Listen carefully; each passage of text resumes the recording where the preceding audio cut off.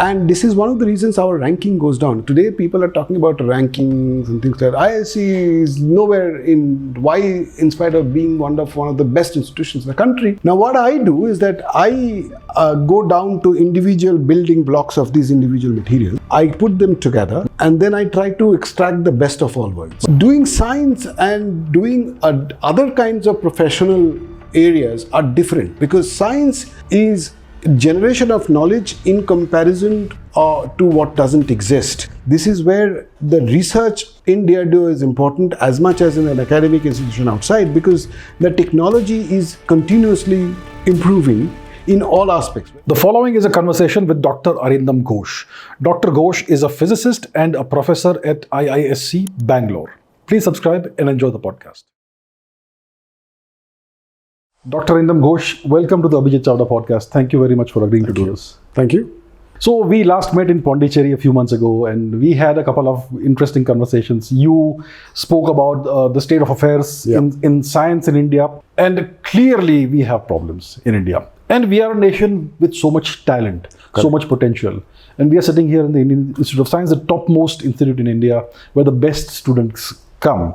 So I would like to understand from you, I would like to get the landscape from you as to what are the issues that plague India, that have been hampering us for so many years, and what we can do about this. So first of all, you do research, experimental physics, right? Correct. Right. So what issues do you face? So, I mean, there are issues at various fronts. I mean, I think every country has issues when it comes to research and development. India has its own issues, and India has issues which are very specific to India's ecosystem, which is not disconnected from India's society. India, how we grow, how do we educate ourselves, our primary education, secondary education, and that becomes the higher education. On top of that, there are issues connected to our political and administrative structures, which affects us as well, research.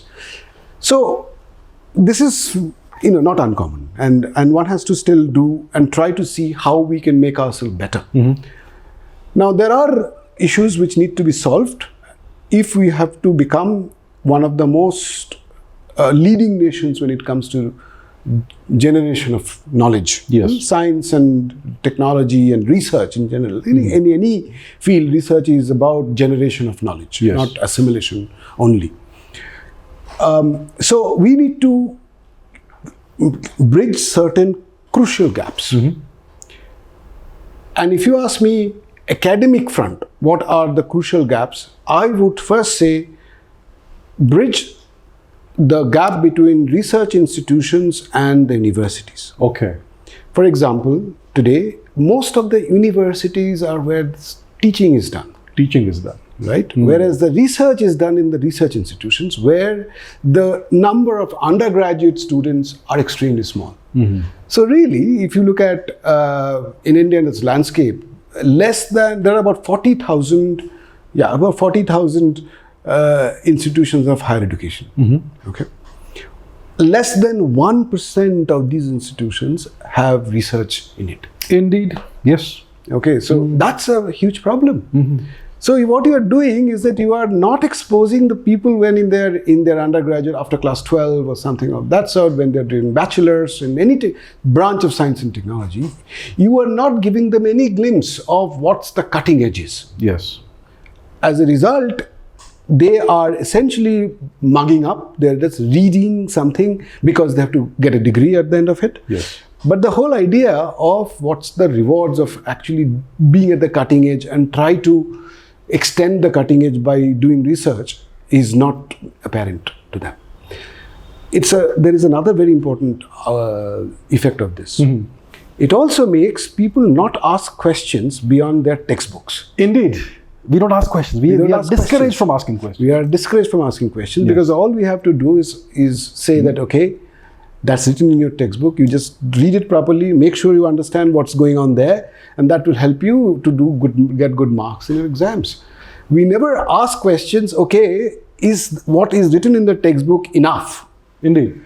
Because that's where the research starts, right? Yes. Otherwise, why would I do research? Exactly. Correct. Yes. So that makes a very large number of students come out of our higher education institutions without the training to ask questions beyond what's being told to them. Yes. And this is a massive problem. It's a massive problem. Yes. Massive problem. You are not excited by something which is not written, of which answer is not known. That's research. Yes. Correct.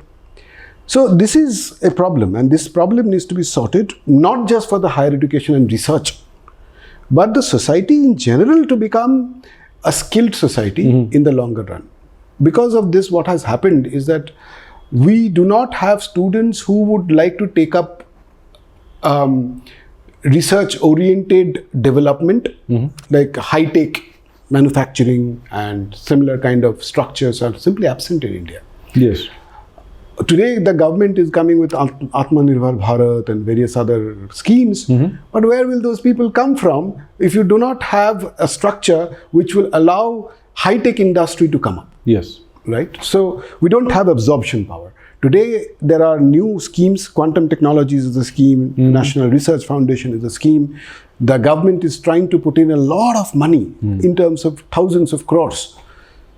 But it is not clear how we will absorb them in the system because there are very few takers. India has subcritical number of researchers. Only 250 people per million of Indian population is doing research. Okay. Look at, you say that, we have got such a large country. Look at China. China is 2,000. 2,000 per million. You can go to European countries. There are countries which are Korea, 5,000 to 6,000 people Per million population are doing research-oriented job. So this is actually a worry. This is worry, and I feel that this is connected to the way our education system has developed over the past few decades. Absolutely. Okay. Yes. So we simply are not inspiring enough people to do research. Yeah. So this is a social impediment that we would like to solve. This is okay. The second question is the critical number question, which is connected to the governments and bureaucratic situation. We have reasons to be very vigilant on various aspects because of our safety, security issues, and as a result, there are lots of bottlenecks and red tapes in hiring people from not just India, but all over the world. Right? So, what it makes is that our workforce is extremely localized. It's very difficult to get diversity. Yes. And diversity in research is an essential, is the key to research. Absolutely. Yeah. If you look at the number of students from outside in the topmost institution like IISc, you will have 10 people who are doing out of 5,000, 6,000 members of Indian Institute of Science. Okay. Which is abysmal. That's abysmal. Abysmal. Yes. And this is one of the reasons our ranking goes down. Today, people are talking about rankings and things like that. IISc is nowhere in why, in spite of being one of the best institutions in the country, why we don't have ranking above 50 or below 50. Okay. Right? There's a reason behind it. Is because we do not simply qualify in certain directions. So diversity of workforce, scientific workforce, is one of the key elements. There are others, but for example, both in faculty and students. So diversity as in what? Diversity in workforce. Diversity as this means in our scientific ecosystem, what are the different slabs? We have faculty members, we have the students, we have got project students, we have got support staff, administrative staff. We have no diversity. It's only a very specific, you can, whether having someone from Calcutta and having someone from Manipur and someone from Tamil Nadu is not really the diversity we're talking about. We are talking about diversity in terms of ethnic diversity. We are talking about geographic nationality diversity, gender diversity, right? So I think Indian institutions strongly lack diversity, and part of those reasons are the bureaucratic bottlenecks that are imposed because of other reasons which are beyond our control. Okay. So some of those need to be done. I mean, there is another point also, because for example, in India, the financial remunerations are not at the same abroad. Even within India, the corporate and the academic sector, there's a very large gap in the financial remunerations. Actually, in the corporate, there are more diversity than this. So one has to bridge those gaps as well. I would finally say that there is one aspect that is right now is one of the burning issues, and that's called the ease of doing science. Ease of doing science. Yeah, this is the third one, and I feel that these three are the most important. The ease of doing science or research in India is one of the most critical aspects that is becoming more and more of concern of late, because the bureaucracy has made science is about freedom, where you do not want to restrict a scientist, a researcher, to think about bureaucratic bottlenecks, for example, in the purchase processes, in getting the funds released on time, in getting the reports done. So there are a huge amount of non-essential time-taking processes that in India the faculty members and the researchers will have to do. Okay. That takes away valuable time.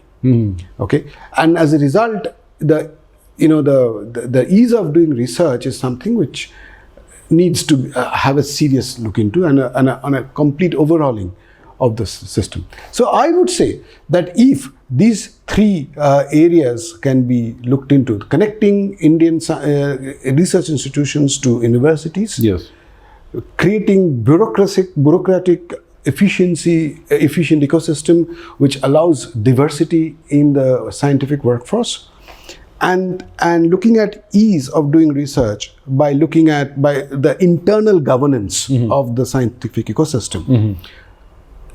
These three are the most important points, in my view, in getting to propelling our research to the international standard. Right. So you spoke about the fact that our kids are not allowed to question the teacher, right? And this is something that's ingrained into you since day one, since kindergarten. You're not allowed to ask questions. You have this kid who is full of curiosity, full of passion about various things, intelligent kids, and that curiosity is smashed out of them year after year after year, and that's what happens. So how do we fix this? We'll have to fix the education system. Correct. I mean, the way kids are educated, correct, which means we have to fix the teachers and. Right. So how do we do this? Right. So you see, this is where the teachers are more important than the kids. Indeed, because the teachers will have to have themselves allowed to ask questions. Okay, and teachers should know how questions should be encouraged. Yes. Right. So there has been lots of debates on this. For example, in UGC's, the questions whether if you want to get a job in colleges today, whether a PhD is essential. Because often PhD, not always, I have to be careful there, not always, but often one of the important aspects of doing PhD is, can you ask a question which is beyond what is there as a state of the knowledge, state of the art. So that naturally makes people ask questions. Yes. But there are other ways also. It's not that the masters don't ask questions. Of course they do. Or the bachelors, of course they do. But the PhD essentially teaches somebody. That's the mandate of a PhD. Okay. So the question is, if the teachers are trained how to ask questions, and for that, whether even at a lower level of high school or primary school, if the teachers are having that background, probably that's going to help. Okay. You allow students to ask questions, allows kids to ask questions, because you are comfortable with it. Yes, right. So most of these cases, the teachers are not comfortable themselves. They can't handle the question. They can't handle the question. Yes. They can't handle, and even worse, I would say, Abhijit, is when teachers take this as an attack to their intellect. Indeed, yes. Okay? Yes. Asking questions is, say, suppose somebody asks a question, I said, good question. The student is very happy. Yeah. Now, people don't know what is meant by that good question. When I ask a question to you and it's a good question, you say good question because you already have the answer. You have thought about it. If the student essentially sits and says, the teacher essentially doesn't respond or starts thinking, that should not become an evidence of the teacher's lack of knowledge. Yes. Right? Yeah. So, what we have to do is make sure that when the students ask questions and teacher doesn't know it, think aloud. Think aloud. Yes. That's right. Try and solve it on the spot. And try to keep a discussion going with the student. Exactly. So that, okay, it's interesting that you thought about Let's it. go back to first principles. Let's go to first principle, and then, because it is not about you ask question and I have the answer. Yeah. Right? Yes. So this is something which I do whenever a student comes for PhD in my group. So first thing I tell them that, look, first of all, if you have thought that I'll give you a problem, you'll solve it, and then you'll go home and with a PhD, you are seriously mistaken. Right. If I had known the answer, then I wouldn't have given you the problem for a PhD. Yes. So don't expect answers from me. You and I will work together. So that's the culture that needs to be instilled at the earlier stage. Right. Where the student should be allowed and encouraged to ask questions, and if the teacher knows the answer, is great. If it doesn't know the answer, engage with the student and try and solve together, rather than taking it as an ego. So I think we will have to re-educate the teachers. Who's going to be doing the re-educating? We've got, I don't know, hundreds of millions of, millions of teachers for sure. Yeah. This is a question which is probably... I think the government needs to take this up and find a solution. This is where our new education policies and are required about how to restructure the schools and college systems. But at the end of the day, we have to go back to the board and start educating teachers. That's what needs to happen. Yes. That's what needs to happen. What do you make of the new education policy? Well, I mean, there is certainly a lot of new areas which I have to say that there are details of the new education policies which are beyond my jurisdiction or my understanding or my areas of expertise to comment on. But there are recommendations like the NRFs, for example. This is one of the key recommendations of the new education policy, which are of the right direction. Okay, so new education policies are being implemented at different colleges. There's no doubt about it in terms of hirings, in terms of what is expected of the teachers and educators. So I will not be able to give you very strong details of that, but I can tell you that overall this new education policy was required, but the implementation needs to be honest. You know, you can make the best policy on paper. You can make a best policy, but it will not It won't work if you don't implement properly. Your implementation must be honest. Implementation must be based on the spirit in which the new education policy was given. Yes. Rather than just scoring some points, how much area you need for student, how many teachers per student, and so on and so forth. But one has to be meticulous in the spirit of the new education policies. Right. So, you spoke about connecting research institutes to universities. Correct. Why can't universities themselves become research institutes? Why can't every professor be required to do a certain amount of research Correct. per year or in 5 years or whatever? Right. Why can't we do that? Well, I mean, there are such requirements now. Okay. Because of including new education policies and other promotional requirements. Teacher needs to engage in some form of research for promotion. That is required. That is essential. Okay. But the problem is this is what I said about implementation needs to be honest. No. Because now what the teachers do, they have to somehow get a few publications. Well, there are ways to do that. There is always to do that. And one of the big problems of that... It's an emerging problem. It's a massive emerging problem. Predatory journals. Yes. Is an immediate outcome of this. Yes. And why are this happening is because the teachers simply have to show that there is a research component in my performance here, and hence I'm eligible for promotion. We cannot have this kind of a situation sustained. We can't. Right? No. So what's the way out of this? Now, the way out will have to be making research as a key element of your promotion and providing quality as much as quantity. See, right now, the promotions for most universities and colleges are based on numbers. Not particularly worried about where you are publishing. Okay. So if you make quality as a requirement, then naturally it will not be as easy to just get something done. Yes. and as opposed to actually thinking and strategizing and carrying out the research. Now the problem in that is that it's very easy for me to sit here in IISc and say, oh, okay, that university over there will have to have 3 publications in these high impact journals, right? That's easy for me to say here, but where is the infrastructure for that? It's not easy. You have to create the infrastructure. It's a chicken and egg problem. You need to create an infrastructure to demand performance from your resources, human resources, right? So I guess now with this NRF and various other processes that we will be able to create infrastructure, at least partially to the level that can gives a launching pad for the local human resource and say that, okay, fine, start with this. So we have to ask quality. Now is the time that we have to ask quality. There is no other way out. We have to raise our standards. We have to raise our standard at the grassroots level. At the grassroots level, bottom up. Bottom up. It has to be. Yes. Now there is, we spoke about research. What do you make of the quality of the PhDs in India? I mean, everybody, lots and lots of PhDs are churned out every year. What do you make of the quality? Is each PhD worth the same? No, of course not. Like the diversity, we have a diversity in the quality. There's a massive range in the quality of PhDs that come out of India from different institutions. There is no doubt about it.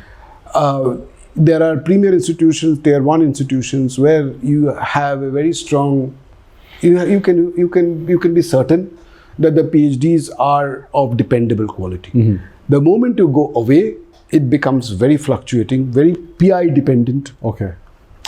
And the quality control is very poor. For example, who checks your thesis? Indeed, yes. Right? Yeah. Who gives that certification? Yes. That this thesis is a internationally acceptable thesis. Yes. Now we require a countrywide common minimum platform on which the thesis must be evaluated. Yes. Again, this will require the standard to be of that level. Yes. And infrastructure to be a common minimum also to demand such kinds of, output.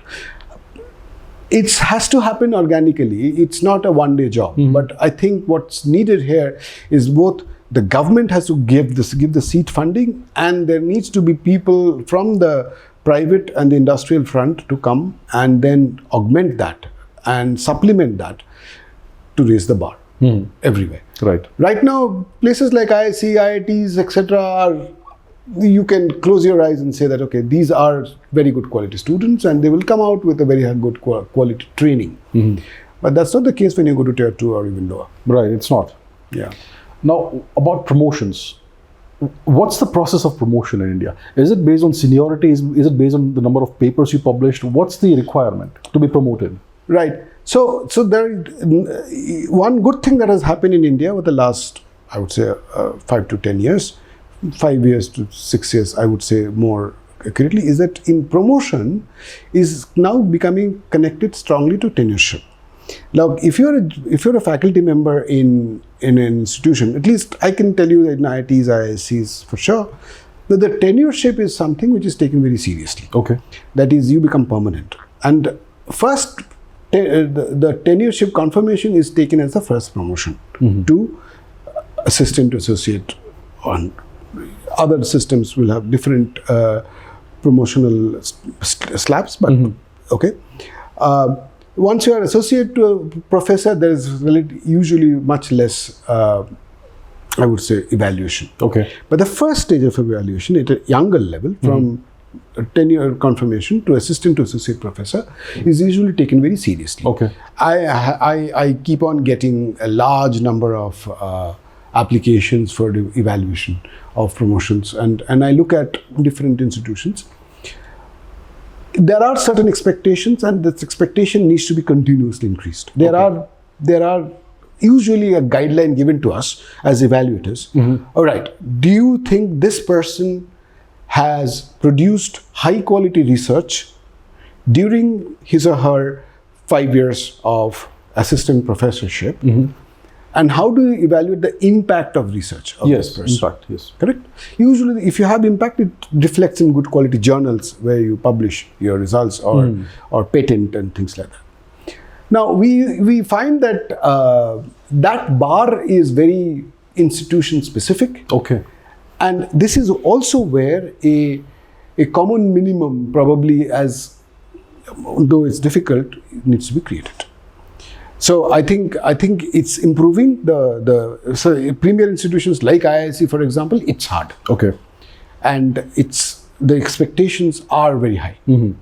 But that's not the case as you go to other institutions, Tier 2 and as well. And also there is a question that is not always clear. You have to make people very clear about what they believe their output should be. Mm-hmm. Now, some people, for example, come with an idea that they would like to solve a big problem. Okay. So that means you will have to devote a lot of time and effort to come with something which will be a very large impact, but it may not have an obvious output in the next 5 years. Yes, right. There would be other people who will come and say that, okay, I'm working in this field or in this very hot field, and I'm going to continuously churn out papers. Okay. Now, how do you accommodate both of them? Yes. In the same evaluation criteria? You really can't, right? You cannot. You can't. So this is where evaluation, or serious evaluation of promotion, that comes into. Yes. Okay. So one has to accommodate such kind of fluctuations. Last point I would like to add is there is also confusion that how much of weightage that teaching should be when you are evaluating a scientists.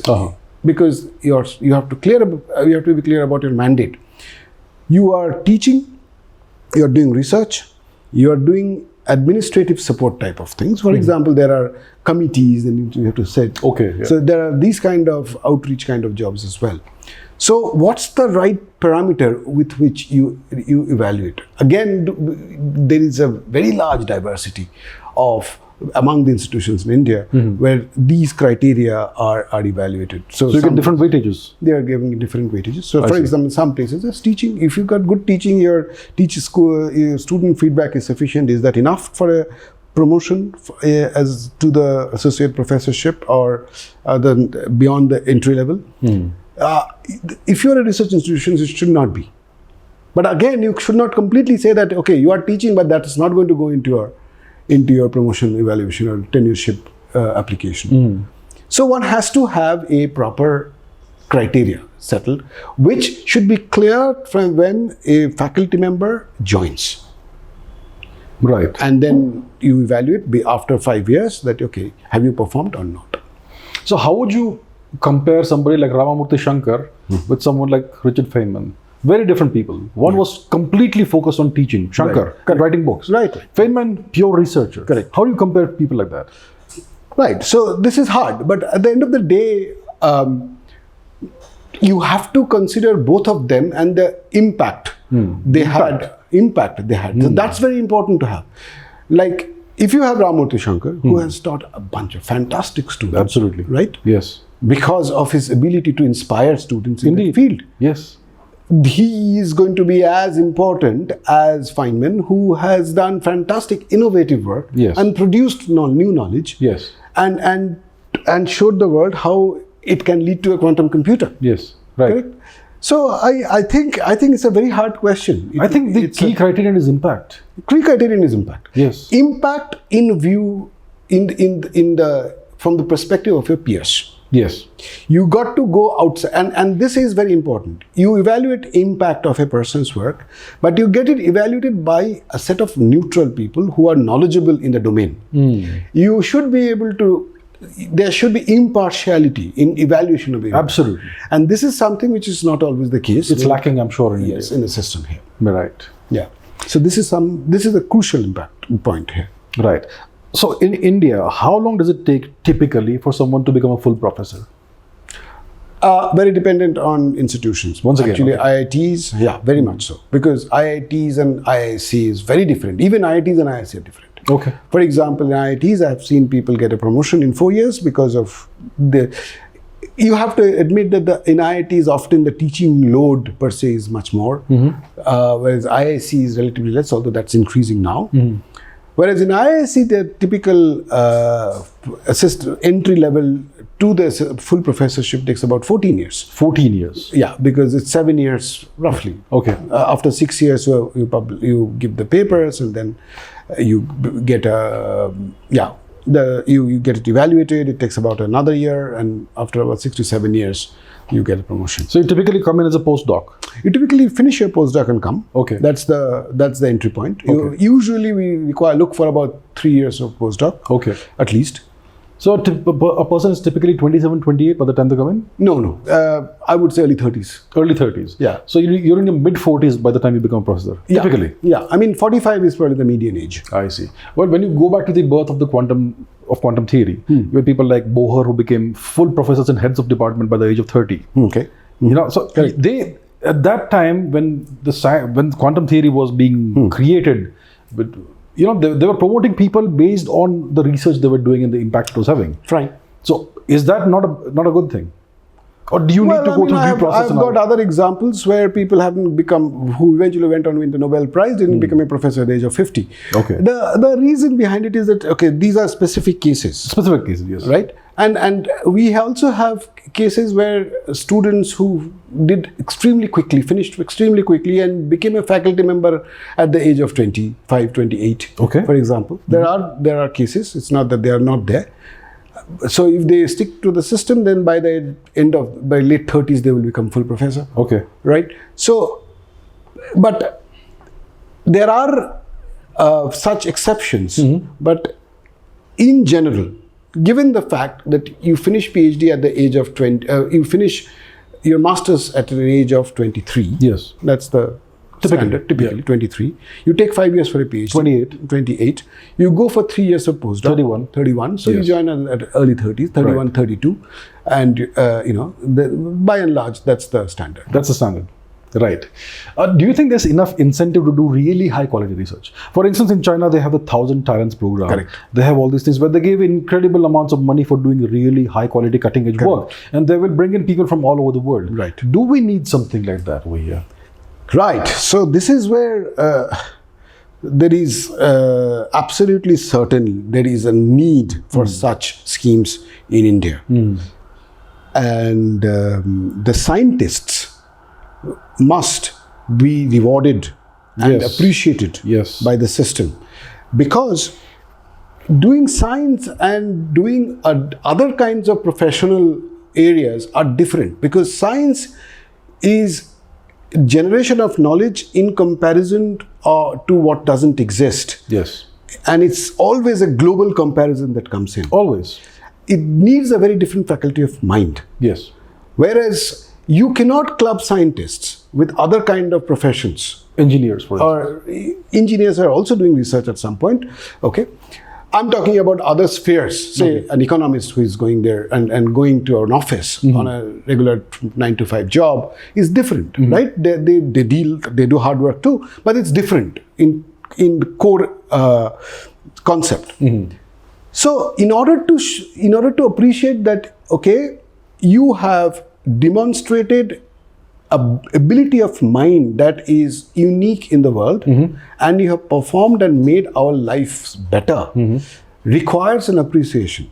Otherwise, younger people will simply get disheartened that, okay, I'm doing exactly the same job, I'm getting exactly the same amount of appreciation, but I'm doing so much better, visibly better, because today it is very easy to evaluate the quality of your science.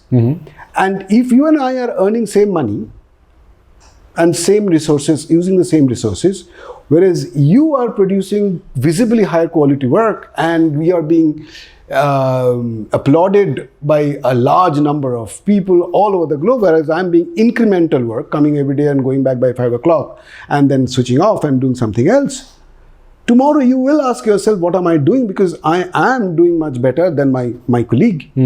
Why is my system not appreciating me? It's disheartening. It's disheartening. So we should have systems, we should have structures, we should appreciate this performance. Because if you are a performer, you are going to help me, you are going to help the society. Yes. Far more than a person who is not performing. Exactly. So this system must allow that kind of flexibility to make performers visible. Whether a 1,000 talent program or something like that can work, answer is yes, it will work. And although not in exactly the same form, because there's a lot of things that can happen in China that is difficult to happen in India, because in China you just take people there and you pay them in the manner that they were in their host institutions, and you give them enough resources to start something. In India, this will have to develop in an organic manner with a structure that comes here. We should not be having disparity, because that will create a non-equilibrium system, and that's never sustainable. Even in China, 1,000 talent program, while it is very successful initially, but there are now concerns of various types, and there are issues which needs to be sorted. But I think what India needs to do is to increase the number of people in research. Internally, they should do this university and institution connection. But also now there are schemes like Vivhub. What is that? Vivhub is a scheme in which you reach out to Indian diaspora. And let them come over to India, collaborate, and give them fellowships to stay and spend time in India. This is a highly skilled workforce, which is of Indian origin and distributed all over the world. We need their help. Seriously, we need their help. We need their help to teaching our students. We need their help to help our research, because these are high quality people. So we need to create such structures, and slowly we need to go from Indian diaspora to everybody. We should be able to engage with the world, and India has been, to a certain extent, this was the case with China 30 years ago or something. India needs an engagement with the outer world, and we need to devise schemes which doesn't look out of equilibrium from the system, but we engage with the world, use the expertise around us to improve ourselves, and at the same time allow other people to get enriched by interacting with us. It needs to be a give and take. Give and take, the mutual benefit thing. China in the 1980s started a program, a bunch of programs, a series of sequential programs aimed at revamping their education system, the quality of the universities, the research, the kind of research that's done there. And they have probably invested more than $1 trillion in this. And it's showing results. Does India need to learn from China and try to do something similar over here, maybe over a 30-year time scale? Well, I mean, as I said, India needs to do something which will improve India's visibility and engagement outside. Question is whether it should do exactly what China has done. Something tailor-made to India? No, I mean something, correct. So India needs to do something that suits India's system and the psyche of the people and the system that is prevalent in India. It is hard to say that, you cannot tomorrow get a lot of people. Russia has done that some time back, and they started Skoltech and essentially creating isolated centers of very high quality people, paid them huge amount of money. Question is whether that kind of model will work in India. I personally feel that it will be difficult to create non-equilibrium structures. You need to devise structures which makes high quality people come in and not feel that they are being they're compromising their financial and other scientific ambition. But at the same time, we should make sure that the system welcomes them and integrates them within itself. So I think this is an administrative challenge as much as anything else. There are ideas, and we need to develop them, and we need to make sure that we create a very integrated structure. And China, I think, is not the right model. What's the right model then? The right model will be to create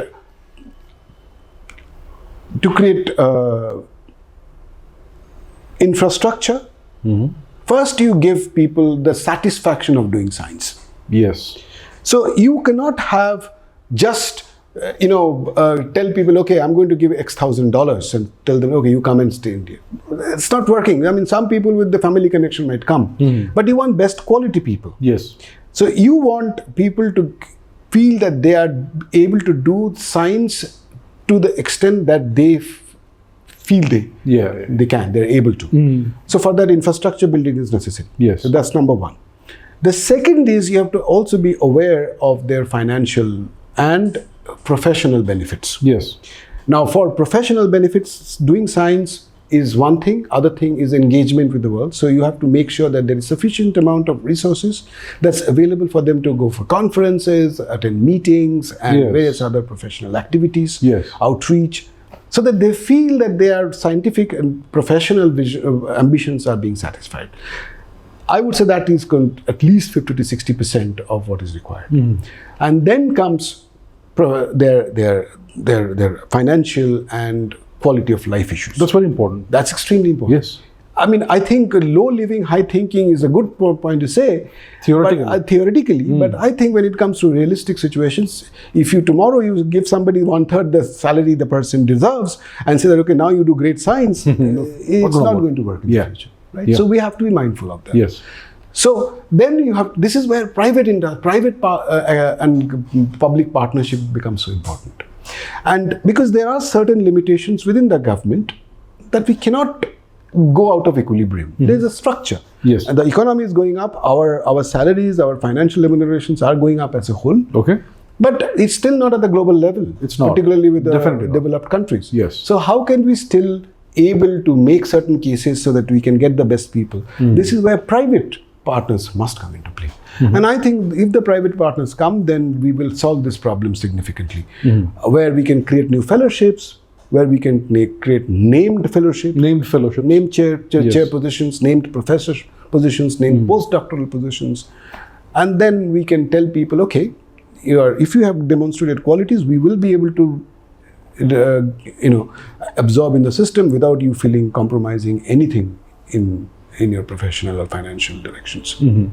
Now, one of the ways science progresses fast is through conferences. You meet different people, there's cross-pollination of ideas, you collaborate. Are there enough high-quality conferences happening in India? Yes, it has increased in time, but let me tell you the problems.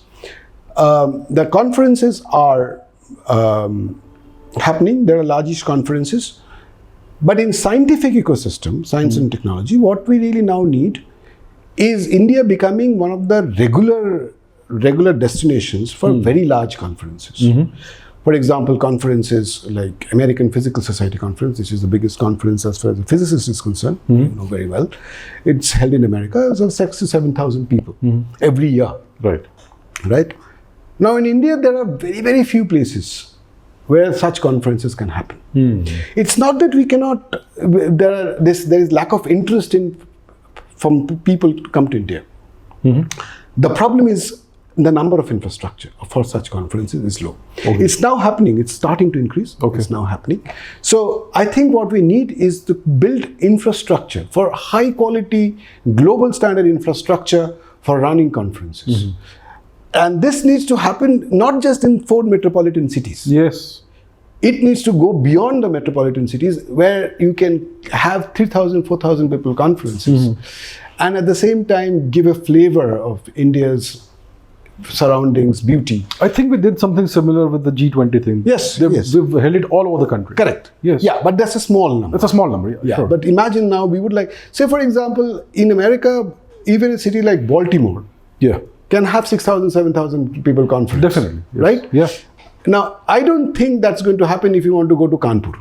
Won't happen, for sure. Right? We don't have that infrastructure. Yes. Even though we have fantastic IIT there.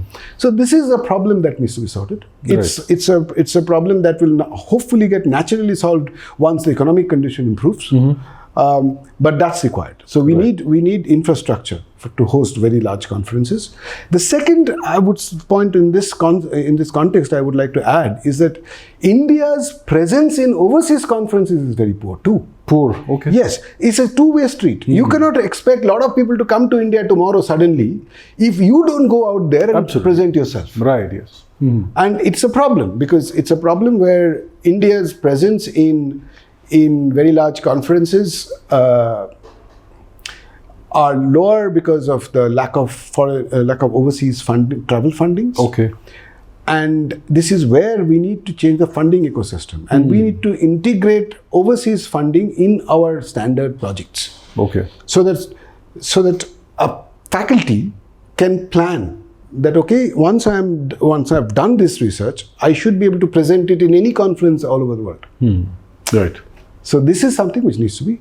So this is how conferences and our engagement and our visibility to the outer world needs to be improved, without any doubt. Right. What do you make of the state of applied research in India, like organizations like DRDO, etc.? What do you think is happening there? Because the best numbers that I have is that DRDO, the funding, the budget is about half of that of DARPA, roughly half. Not an order of magnitude, but it's just half. And DARPA has about 250 people on its payroll at any given point in time. DRDO has 30,000 people. Out of that, 5,000 are scientists. So who are the remaining 25,000 people, and what are they doing? Right. I mean, okay. So I do interact with DRDO, but I do interact with their scientists. So you see, DRDO is a very large organization, and I think I would be unwise if I am to comment on what the other 25,000 people are doing. Okay. Because that's not something that I'm aware of. But I can certainly say that DRDO's mandate in science is very focused. Okay. Right? I mean, they need certain technologies to be developed in-house. Yes. Okay. And this is where the research in DRDO is important as much as in an academic institution outside, because the technology is continuously improving in all aspects, whether it is quantum technology or whether it is submarine technology, whether it's missile technology. There is a continuous evolution of technologies. Right. Right. And many of these technologies are not available to DRDO from outside. They won't be available. Because they're all under sanction, right? Yes. They will simply not be given to us. Yes. So those technologies need to be developed within the country. And this is something which needs to be developed in DRDO environment, where there is a significant amount of strategic interest and strategic secrecy that's going to be involved. So I'm quite sure DRDO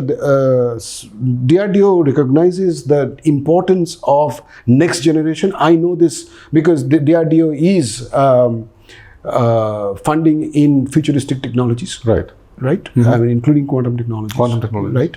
Correct. So I think, and what is even good sign, I would say, is that they're engaging with academic institutions. Okay. So it's a win-win situation for both. Okay. Right? So I think DARPA and DRDO are two different organizations, and we work with different set of restrictions. We need to acknowledge that and try and do best we can. Right. You spoke about quantum technologies. What's the state of quantum computing research in India? Are we funding that? Is anyone doing that? Yes, of course, they're doing it. Do we have a quantum computer in India? It depends upon what you. I mean, there are the structure. There are 4 qubits, quantum computation. 4 qubits possible. Yeah. Okay. In this department itself. I see. Yeah. Yeah. So this was originally started by the Ministry of Education and Information Technology through a Center of Excellence in Quantum Technologies. I am a part of it as well. Now, the question is the government funding quantum technologies? Yes. The National Quantum Mission has just started with a kitty of about $750 million. Okay. For about 8 years. 5 years plus 3 years is the right thing to do. And it hopes to build a quantum ecosystem in India. Okay. But when you say quantum technologies, what people make the mistake of is that saying, okay, that's quantum computer for me. Quantum technology is much bigger. Yes. So today, quantum computer is one of the reasons why the government has funded it, because everybody is scared that your bank account will be hacked tomorrow. But that's not really the worry. But quantum computers can probably do a lot of things which we simply are not aware of today. Yes. So that's why we must build it. Yes. Right? It's the same thing that people build, bring a parallel to the original classical computer. Yes. At some point of time, people didn't know what to do. Today, you know what they're doing. So tomorrow, the same thing probably with quantum computer. And so we must make it. Right. We must do it. Right. Okay, there are certain cases that will be possible, but where it will certainly help, whether it's drug design, financial fluctuations, fluctuation in the financial market, then various other solving some difficult problems, modeling quantum systems, modeling quantum simulations, that is, modeling quantum systems, search algorithms of various types, right? Yes. So those things are known cases which are, but it may be once you have them, then you probably will figure out some more stuff to do with it. Yes. But then while doing that, we are now generating materials, we are making devices, and we are making an ecosystem that will probably do much more than computation. Quantum sensing is one perfect example. Quantum sensing means that you are now making devices which can measure various parameters like electric field, like magnetic field, like temperature, in or with a sensitivity that is beyond the classical state. Okay. Okay? So, for example, the quantum-enabled detectors, one of the goals of our quantum mission is to make nano-G detectors, detectors of gravimeters, for example. Gravimeters, okay. Right. So essentially means that if you have the acceleration due to gravity, you will be able to measure the fluctuations in that number with a accuracy of 1 part per billion. Okay. Now for this, you have a very different type of structure. There are very little hope that any classical technology will ever be able to do this. Okay. Whereas if you have quantum systems like the atoms, for example, there are ways in which such kind of extremely small fluctuations in acceleration due to gravity can be measured. Then you ask the question, what the hell, why should I do this? Why I need a fluctuation in the G? The answer is that, okay, what about plate tectonics, movements of plates, continental plates? Yes. When you have that, then you have fluctuations. So can this be used to predict tsunamis, earthquakes, volcanoes, any kind of natural phenomena? Okay, so these questions can naturally arise. Or oil and gas natural exploration. If you have got exploration of oil and gas, there are fluctuations underneath the earth crust, and you can start using these kind of gravimeters and this kind of measurements of continental or acceleration due to gravity from there. So this is just one example. Right. Now, the structure that is required is very much connected to the quantum enabled devices. Okay. The same enabled devices which will make quantum computation for you will also be at the core of making these quantum sensors. So you see, the goal is one thing, but the outcomes could be massive. Exactly what happened in CERN. So a lot of things happen in the particle colliders have led to so many companies, startups around it, spin-offs around it, which has got nothing to do with the accelerator or per se. Yeah. But that's exactly what we're looking for. Right. Yeah. Right. So it's good that the government is funding this. Yeah. What's the deal with LIGO India? I mean, it was sanctioned in 2015 or so. We're in 2023. Is there any progress? Well, I mean, I think there are other people who are more knowledgeable about this, but answer to that question is yes. Okay. There's been recently an approval and the sanction, and there are a lot of the people like astros, physicists, and many other high energy colleagues of mine are quite excited. There's movements going on there. Now.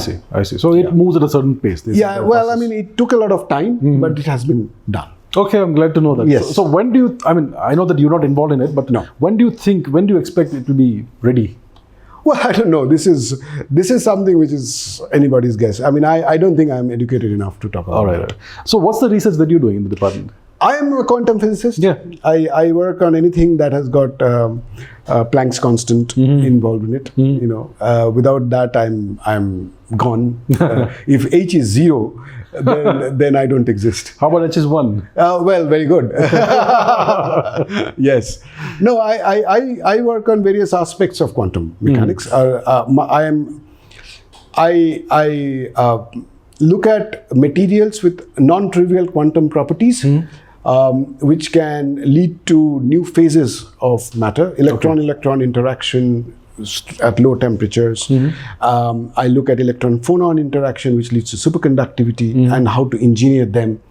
So one aspect of my work is, if you summarize it, is about emulating bottom-up interactions in nature to make new materials or artificial materials. Okay. So what I do is that I take individual building blocks, and then I make them interact with each other in a manner that I wish them to. Okay. And then see if it creates a property that will, at the end of it, that is functionally much more superior. Okay. Okay. The reason is that when nature comes, nature gives you with certain set of systems. Okay. Here is gold. It has got fantastic electrical conductivity. Yes. Here is graphite. It has got a great thermal conductivity. Right? Here is semiconductor. It can absorb light wonderfully. Now what I do is that I go down to individual building blocks of these individual materials. Yes. I put them together, and then I try to extract the best of all worlds. Okay. So I want to have a fantastic optical absorbance like a semiconductor with an electrical conductivity like gold. Okay. Okay. So that's my work. Okay. And similarly, I'm talking about light and matter. Yes. But I can do all these things, light and heat, for example. Okay. I can do it light and vibrations. So or electron and phonons, electrons and vibrations of lattice. So I can do all sorts of fun things with the fundamental interactions can be emulated in artificial manner, and I couple them together. So that's my research. Okay. And using that, I have found out that you can make fantastic optoelectronic detectors. Then right now we have optoelectronic systems which is the most sensitive in the world. Because we have been able to couple very high absorbance and very high electrical conductivity together. Okay. The efficiency of electrical light and efficiency of electronic conduction can put together. And we've been able to get the best of world, which naturally doesn't exist. Okay. So I have used them as memories. I've used them in thermal management. As memories, how? In memories are usually where some of our work are connected to neuromorphic computing. Okay. In which you try to make memories which will not only store information but also process information. Okay. So this is one of the biggest areas of research in the world now, that people are looking for on-site calculations. Okay. See, this is the original von Neumann model. Yes. This is essentially you take information, you store it, and that's called RAM, Yes. or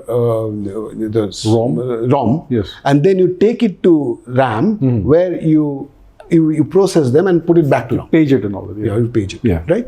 So you need two different areas. Yes. Now, that is time and energy and all sorts of Yes. It takes time. Yeah. It takes time and lots of energy as well. So now the neuromorphic computing comes up, which essentially does both at the same place. Okay. Okay, where you process the information and store at the same place. Okay.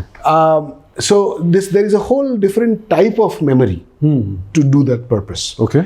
And those memories can be very different. It can be a molecule-based memory. Okay. It can be ions in a channel whose configuration will be the memory. For example, you change the configuration a little bit, it goes to a different state. Yeah. That's like a memory. That's like a state. Okay. You put another pulse of light from somewhere or pulse of electric field from somewhere, it becomes a different configuration. That's another state where it stores information. And you can make it go between these two states if you want to.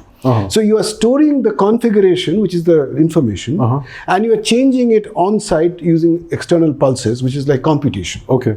So you can use this idea from the brain. So from the brain, yes. From the brain, essentially, you have got these neurons which are connected at places which are called a synapses. Now, synapse is a very interesting place. Synapse increases it's essentially through which the information goes from one neuron to the other. Now, if you don't want certain neurons to be active because you have trained, this is the training of the brain, you switch them off. But if you want other neurons to do the job, you make the synapse conducting so that information can flow in the right path. Right. So when we teach ourselves, we essentially configure our neurons based on which neuron is taking in information, which set of neurons are not doing so. So now the training of a synapse, whether it's the It's the right synapse. It's a right whether it should carry information or it should block information is something which you can make electronically. Yes. So one of our work is essentially to create such kind of artificial electronic elements, which by application of external stimuli can either block information or carry information. So how do you create this? Using electronic devices. Electronic devices. Yeah, like there are memories. We use a platform called 2D materials, in which we create like a semiconducting channel, and near that we create a store of charge, and we make charge flow in and out by external electrical pulses, and the amount of charge that is stored near the semiconducting channel determines how much current flows in the semiconducting channel, right? So I can store this amount of charge with my fantastic control. So the current through this is exactly controlled by the amount of charge that is stored nearby. So this is like a storage, and the current is like a computation here. Okay. So in the same device, we have got storage and the computations running simultaneously. So how long does the memory persist? The moment it switch off the... No, it's a non-volatile memory. It's non-volatile. Okay. So there are various types of memories. Both volatile and non-volatile memory have their own usage. Yes. This one is a non-volatile memory, but I can use with the same platform volatile memory as well. I see. So which will have much shorter span by which the charge will go away. Because that's very important too for many applications. Yes. You need charge to travel. If you make charge to stay all the time, then resetting information is very difficult. Yes, right. So what's the application of this? Can you create an artificial brain? Oh yeah, absolutely. I mean, there are people who are doing it. Okay, artificial brain is a very different issue. I mean, a very basic fundamental. Yeah, I mean, if you think about the fact that if you want to mimic the brain with the existing electronics, the brain takes... The brain of a fruit fly, for instance. Yeah, brain of fruit. Okay, I'm talking as a human. Fruit fly probably easier. For example, if you take a human brain, it's about consumes 20 watt. Yeah. Right. And if you take artificial electronic systems to emulate everything that the brain does, it will cost you 1 megawatt. Yes. Right. So there is no way the existing literature will ever be able to emulate the brain. Yes. So that is why all these neuromorphic directions are happening. There are very interesting directions. A lot of work happening in IISc as well. Now, whether a fruit fly's brain can be emulated, I don't know, maybe. Right. So you're an experimentalist, but let me ask you a theoretical question. We are speaking about neurology, neuroscience, emulating the brain and all that. What do you think of consciousness? What do you think it is? Is it something that emerges out of the complexity of the brain? Well, I mean, like everybody, I keep on reading about it. I keep on thinking about it. But consciousness is something which is now... It's interesting to know that consciousness is a topic of physics research. It is. It's not, it's not philosophical anymore. Yes. Right? I don't know. I mean, we don't even have a definition of We don't even have a definition of consciousness. Yes. Right? I mean, you know more than me on this. I don't know. I mean, I believe the understanding of consciousness is going to require a very different design of experiments and tools. I mean, it's very similar in many ways of quantum entanglement. I think quantum entanglement is at the basic of quantum technologies, but we really don't understand what entanglement is. Yes. Right. It's not very different from consciousness in many ways, right? How do you tell to, once you entangle one pair of particles that it's the other if you measure this one, the state of the other if you measure the state of the one another. Yes. How do you even fathom the the concept of measurement in quantum mechanics? Yes, right. Right? If something is not there, it may or may not exist. Yes. If you are not measuring it. I find that's as philosophical as science. Well, that's where we are with quantum mechanics. Right. Yeah. Correct. Yeah. So I think one has to take consciousness in that spirit. That is also a branch of, I would even stick my neck out and say science. Okay. Which probably will have to one day be used in technology. I don't know. That's interesting. Yeah, why not? Right. We have taken 100 years to use the weirdity of quantum mechanics. Maybe take another 100 years, we will use consciousness in making new devices which doesn't exist today. Maybe, I don't know. Maybe. Who knows? Which interpretation makes the most sense to you? Interpretation of quantum mechanics. Makes the most sense to you? I don't know. I mean, the spirit of the question is not clear, but let me still. I mean, there are so many different interpretations: the many worlds interpretation, the Copenhagen interpretation, the Bohm mechanics interpretation, so on and so forth. Pilot wave theory. Which interpretation makes sense to you? Well, I mean, all of them have got their own positives and negatives. So I don't think we should. I mean, I personally don't distinguish between any of them. Okay. And I take quantum mechanics as a branch of science which has its own understanding, own interpretations, and you have to look at its totality rather than individual interpretations per se. So I don't think there's a point in delving on that matter. Okay, right. What advances in physics excite you the most right now? And what questions interest you the most? There are lots of unsolved, unanswered questions in physics. Of course. I mean, there are some grand scientific challenges. And these grand scientific challenges are from understanding collective nature of the world. For example, waves. For example, flocking of birds. To more technological challenges like room temperature superconductivity, like quantum entanglement understanding is one thing. In high energy physics, there's detection of axions. There's a huge number of grand challenges, which I'm sure once understood, it will give us a whole new perspective to our existence. Right. And hence in future technology. So I think the fact that the more we learn, the bigger the questions become. Yes. Is the most fascinating aspect of science. It is. What do you think of nuclear fusion? Do you think we're going to achieve it soon? Well, you know that all these new claims, and I'm sure there is now a positive energy result. So I hope it will take a lot of time, but I hope something will come out over the next few decades. Are we doing anything about it? I mean, tokamaks or whatever? The Chinese have their own thing. Yeah, I'm sure there are people who are doing this. Okay. In India? I don't know of any in that. At least I'm not aware of. Okay. Yeah, in India. Right, because one of the reasons why we want to go to the moon is because we have helium-3 there, which is going to be a great fuel for future reactors. That's right. So shouldn't we be doing something about it? I mean, we need helium-3 seriously because everything has now become sanctioned because they come from nuclear reactors, right? Right. Nuclear waste and all that. Nuclear waste. What do you make of nuclear energy? I mean, there's this very strong sentiment against nuclear energy right now among political circles in certain parts of the world. Correct. They're shutting down nuclear reactors. Right.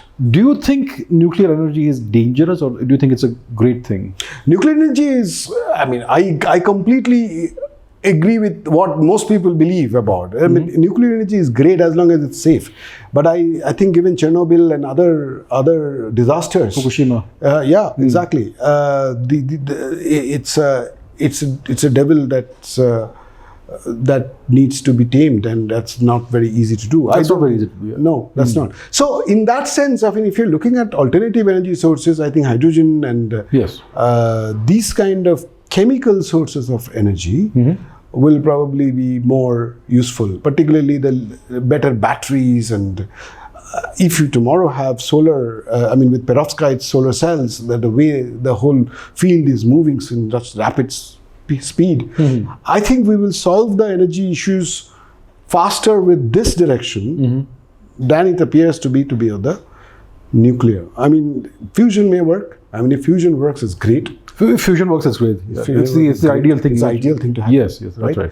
But I think that's going to take time. And by fusion is going to take time, in my opinion. Yeah, I completely agree. Fusion is going to take time. But before that, I think this solid state energy sources will become more prevalent, and Right. we'll achieve very high efficiencies. Do you have any idea of the state of the Indian thorium nuclear program?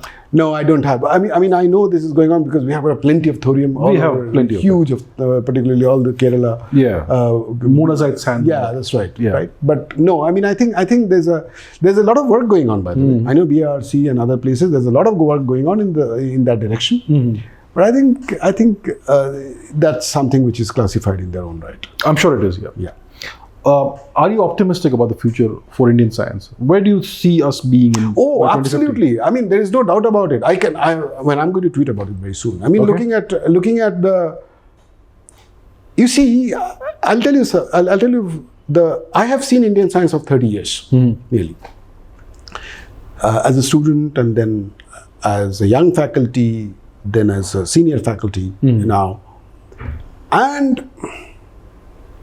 and I find that there is an ambition of doing science and attain high impact that is increasing at, I would say, exponential rate now. Okay.